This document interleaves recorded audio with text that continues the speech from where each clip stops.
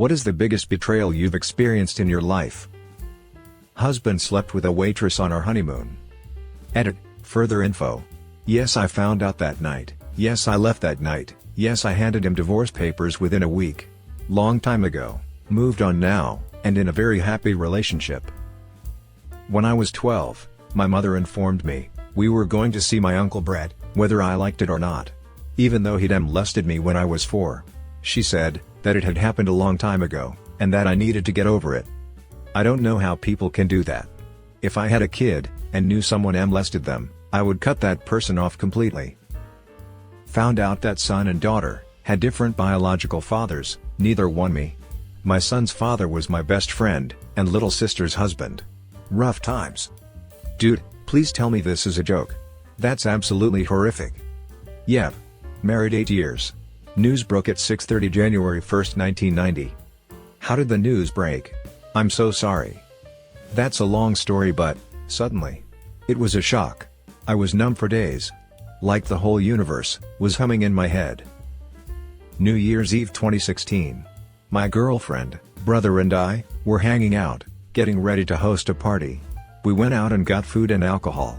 While we were waiting for people to arrive, I decided to lounge for a bit on these hammocks that were in the courtyard of my apartment building. Both of them followed me out. There were 2 oversized hammocks, so I expected my girlfriend to get in mine with me. Nope, she got into my brother's hammock with him. Obviously that annoyed me a bit, especially considering that she didn't know him very well. I was not cool with that. Anyway, I brushed it off and decided that I'd talk to her about it after the party.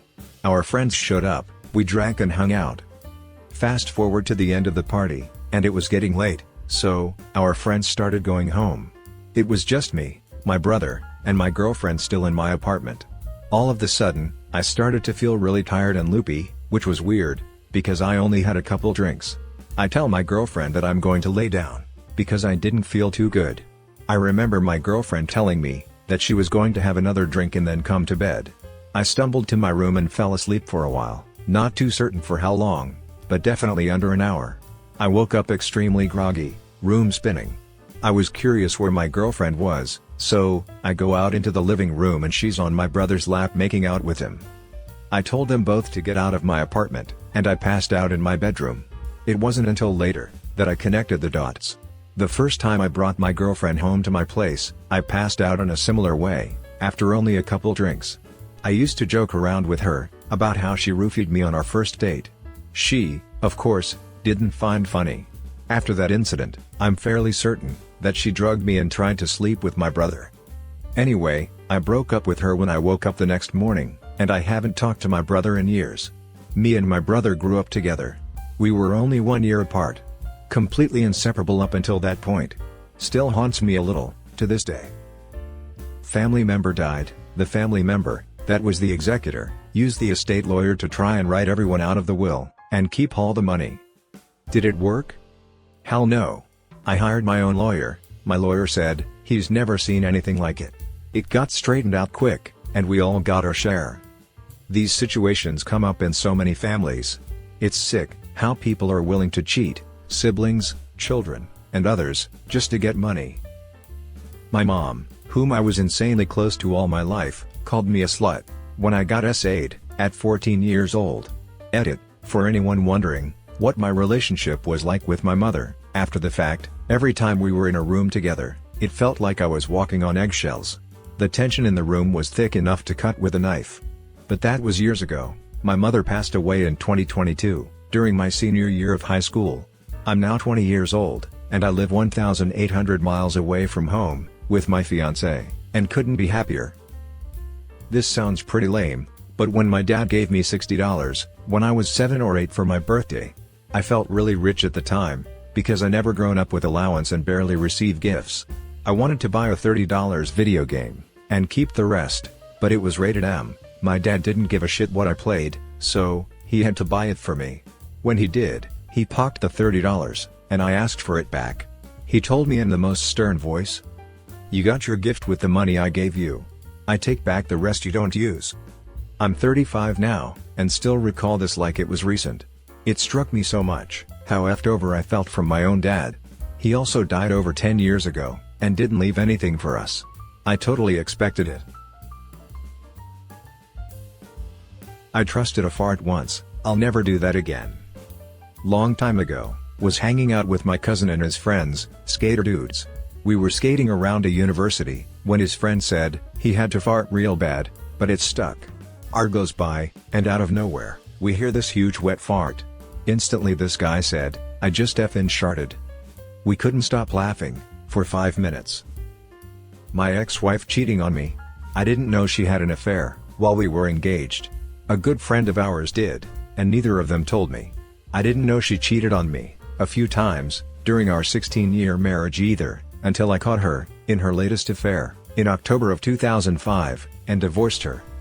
I found out, about her other affairs, during the divorce. We had no marriage. She was cheating while we were engaged. She knew our marriage was doomed, before we took, our so-called, wedding vows. She was never all in our team, like I was. My entire marriage was a lie. Happened to a friend of mine. His wife never stopped banging other dudes. She continued her life like she was still in college. I had moved away, and saw them a few times a year. She ended up asking for divorce and blamed him. He was devastated, and couldn't figure out, what he did wrong. When I found out she had cheated, and was banging some married dude she met in Mexico, I told him, she had cheated, and helped him get over it. F off Michelle. I later was talking to another old friend, and he confirmed, she never stopped banging guys, and it made me lose a ton of respect for him, and some others, that knew she was cheating, and didn't tell him. And she's still waiting for the married dude she had an affair with, to leave his wife, thinking that will ever happen. I had been talking to this girl I'd been friends with for more than 10 years. We had kinda been flirting and stuff a lot. She begged me and convinced me to send some pictures I normally never would send. Then she immediately blackmailed me for $800. That sucks. Life lesson here, folks. Never send those pics, ever. Even to people who you think you trust. But if you do send pics, and this happens, just own it.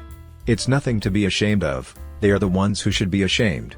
Warn your boss and warn your family. Hey, I sent some sexy pictures to someone who is trying to blackmail me. If someone sends you something, open at your own risk. My son's lifelong PCP, ignoring a scan fax to her from a radiologist at the ER in 2018, showing a tumor on his liver, even had it measured. She didn't tell us, or order follow-up testing. He just died this past October, from late-stage liver cancer, the doctors at Children's were surprised to find. 2 weeks, after his 16th birthday. I'm not a litigious person, but I hope you sue their asses. I'm so sorry for your loss. Yep, can sue for this. Make sure you do this, or they're screwing someone else's life up. I took in a friend, who had a heroin addiction, and was in recovery. I supported her financially. She tried turning me against my husband, stole thousands of dollars from us, and stole my engagement and wedding ring. I was the first woman in my family to have an engagement ring, and actually get married, because I wanted to instead of, because I was pregnant, and needed a shotgun wedding. My engagement ring had a lot of meaning to me, because of that, and losing it was devastating. She was involved in sex work for drugs, and I actually had a John show up to my effing house, months later, and try to proposition me. Thank God, a violent man, who wouldn't take no for an answer, didn't show up. Another dude showed up looking for her, because he was madly in love with her. We pressed charges. She never actually spent any time in jail, despite it being a felony charge. Pisses me off, whenever I think about it. Coworker passed one of my procedures, saved the company around $1 million a month, and passed it off as his own. Luckily, all the lab notebooks were clearly in my handwriting, and all the data was under my login, but, wow. That one hurt. My ex-boyfriend cheated on me, with my best friend, who he claimed he couldn't stand, one bit. He also said he didn't want kids, and now they are married with 3 children. My best friend was constantly trying to convince me to break up with him, and he even did so, on the day I found out they were screwing behind my back. It's always with the person they can't stand, who's so annoying. I understand, my boyfriend of 4 years was seeing some woman at work, behind my back. She chased him so hard. She also tried to befriend me, and invited me and my boyfriend to her house, so that her friends could check me out. Long story short, they ended up together and have been married for 20 years. No children. I am still very good friends with my ex-boyfriend's mother, and according to her, their marriage is miserable. His wife is a slob, who spends hours on end in her bedroom, watching garbage reality TV. I was married for 2 years, and we had just bought our first home. 10 days later, my husband walked in the door, and said, "I don't want to be married anymore, I'm leaving." My best friend was very supportive, but 2 weeks later, I found out that they were together, and that she had manipulated both of us. When my husband finally agreed to talk to me, he told me that he hadn't wanted to marry me, but he didn't know how to get out of it. I had no idea. Why would he do this? After dedicating my life to figure skating and my coach, she abandoned me during the lowest time of my life. She watched and encouraged me to destroy myself for years. Then when my body started to literally break down and fall apart, she left. She told me I didn't want it bad enough, like I hadn't neglected every other aspect of my life, to dedicate myself completely to becoming the best in the world. I wasn't even close. Then watching her walk out on me so easily, like she didn't practically raise me, all because I couldn't perform anymore. That was betrayal. The worst part is that your story is often the standard in many skating and gymnastic programs. Trigger warning: Child A, drug abuse. When I was a young child, my parents were majorly addicted to meth in a small, backwoods town out in North Carolina. My sister and I grew up in the back of an old white Toyota. Red vinyl seats, scattered with cigarette burn holes, etc. It was less than ideal, but it was my normal, and I didn't know any other life.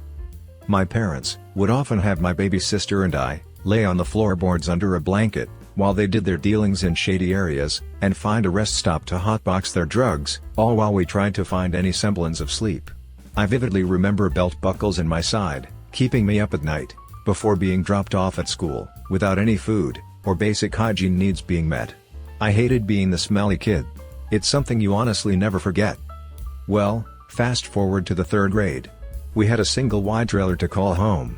I was so happy to have a room and a place to sleep, even if running water was still rare, and electricity was even less available.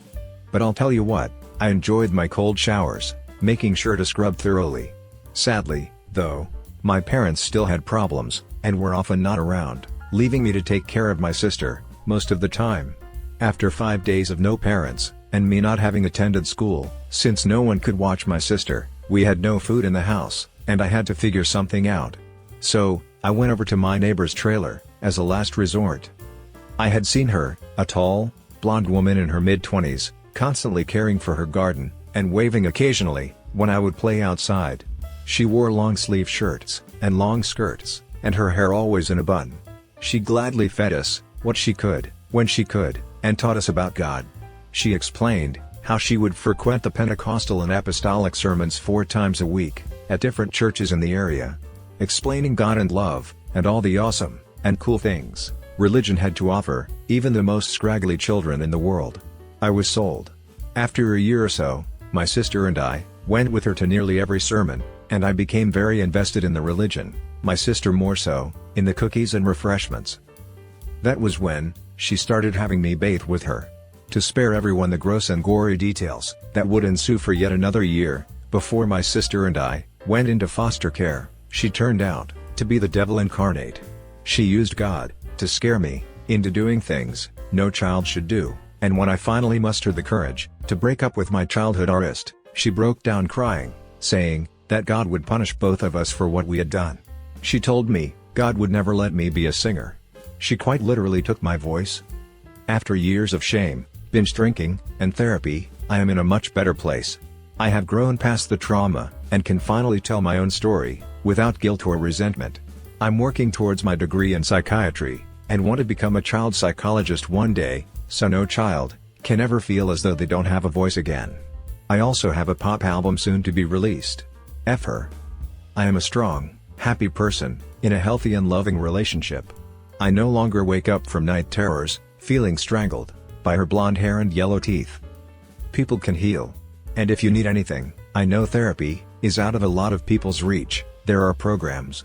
You guys got this, and I'm rooting for you. Being told my whole childhood that if I kept my head down, did well in school, and got a good job, that I'd have a nice comfortable middle-class life, with a modest 4-bedroom house, and a car, spouse and kids. Veiled, I have a law degree, work as an experienced trial attorney, and my wife works, and we still barely scrape by. It was all a lie. They moved the rungs of the ladder, as you're climbing it. More like they lit it on fire, kicked the ladder into the ladder factory, burning it down, outlawed building ladders, and blamed us for being too lazy to climb the wall they keep adding bricks to. Ex-girlfriend accused me of being physically and emotionally abusive whilst we were still together. She isolated me from all of my friends when we split up because I wouldn't take her back, and now I have nothing to do with those friends anymore. Just goes to show, nothing is permanent, everything is temporary. I have a friend who got divorced, and his ex told everyone he cheated on her. I stood by him as a friend, even though I was a bit skeptical of his denial that he cheated. All our other friends bailed on him. Come to find out, his ex made it up because she was bitter about him getting shared custody of their boys. I'm still his only friend. No details, but I learned that your boss is never your friend. My last boss was acting all friendly and asking questions about my life out of work. I wouldn't give him anything, and would answer very vaguely or boring. LOL. Because I was annoyed of his constant asking.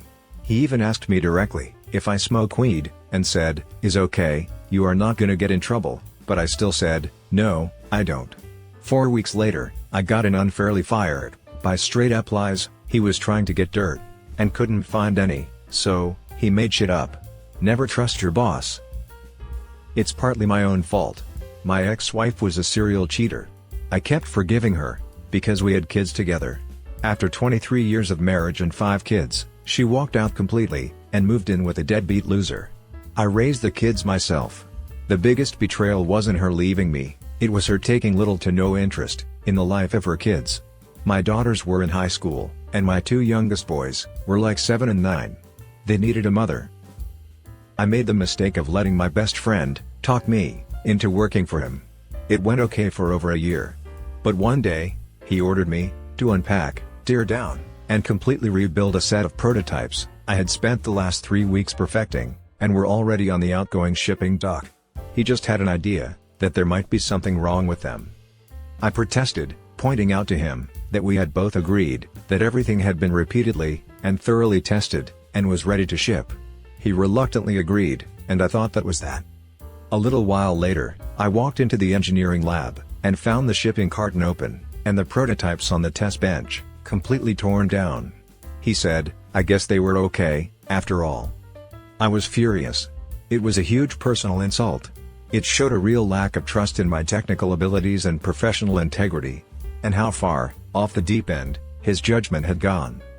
I walked to my cube, gathered my things, and left. I never went back. I liked that job, but was too angry to work for him anymore. I've seen him socially a few times since, but things just aren't the same. He apologized, but there's a distance there that I can't seem to overcome. This whole stupid thing has ruined a 23-year friendship. I got a good job for my age when I was a senior in high school. The woman that birthed me was on a very bad combination of medication, and was living in a constant state of anxiety. So, she proceeded to take my first year's income, minus what I had to spend on bills, and then continued taking from me for the next 8 months or so after that, until I finally worked up the courage to cut it off. I found out later that she had money the whole time, she just didn't want to spend her own, so she spent mine instead. I supported him to get promoted, and even financially, to the point that even paying his meal and transportation, he cannot afford. Suddenly, I had financial challenges, as I had to help my family's medical expenses. A week after I told him my financial problem, he left me, because suddenly, I'm immature. When I was 15/16, an old best friend of mine, she was 18, hit me up and said she was gonna be in town, and wanted to hang out. She was always very jealous of me, and I was dating a guy she had a crush on in the past, but I didn't know this when I got with him. But she didn't seem to really care anyways. Well, anyways, she has her 2 guy friends, who are well in their 20s, drive her to pick me up from his house one day, and basically, the whole time they humiliated me, controlled me, and one even almost harmed me. They pressured me into playing this stupid game, where if you were last to punch the roof of the car, you had to take a piece of clothing off.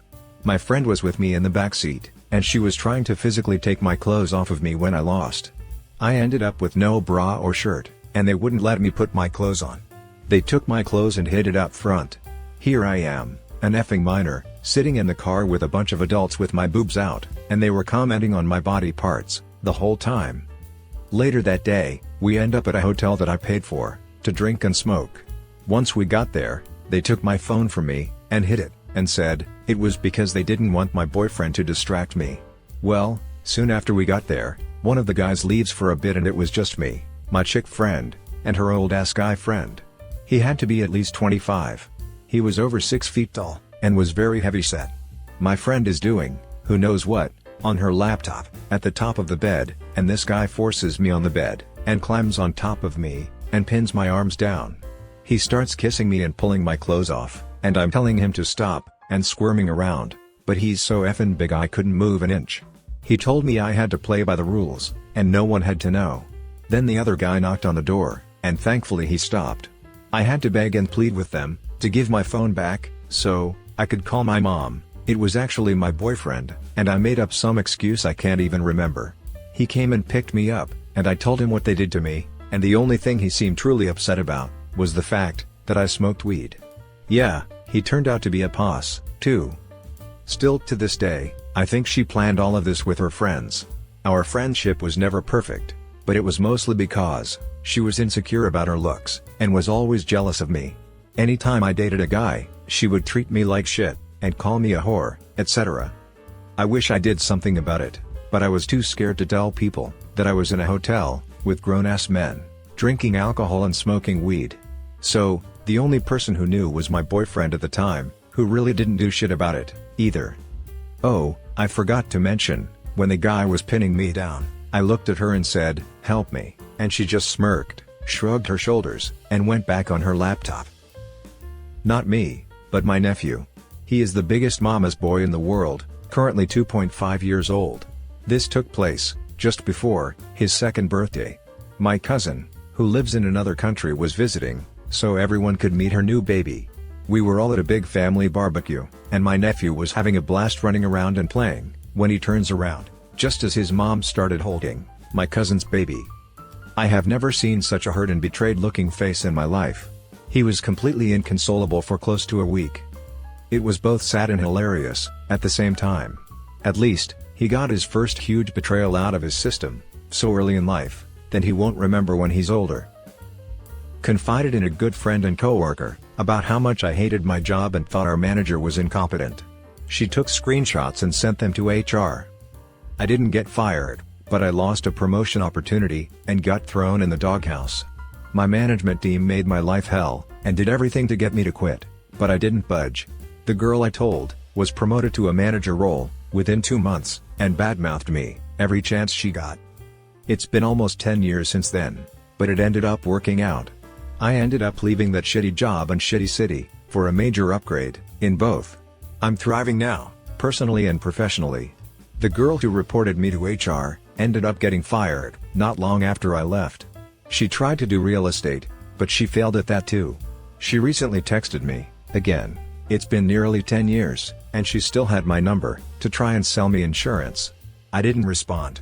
I'm not a vengeful guy, but, man, that felt good.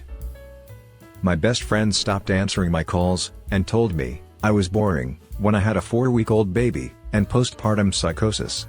Then she drunk dialed me, 6 months later, to tell me she missed me, but messaged me the next morning to tell me it was a mistake, and she needs more time apart. She never called me again. She was my kid's only godparent. An older relative of my husband's asked if we could hire his granddaughter for the summer, since she had just graduated high school, and needed money for college. We owned a farm together, so there is always something to do.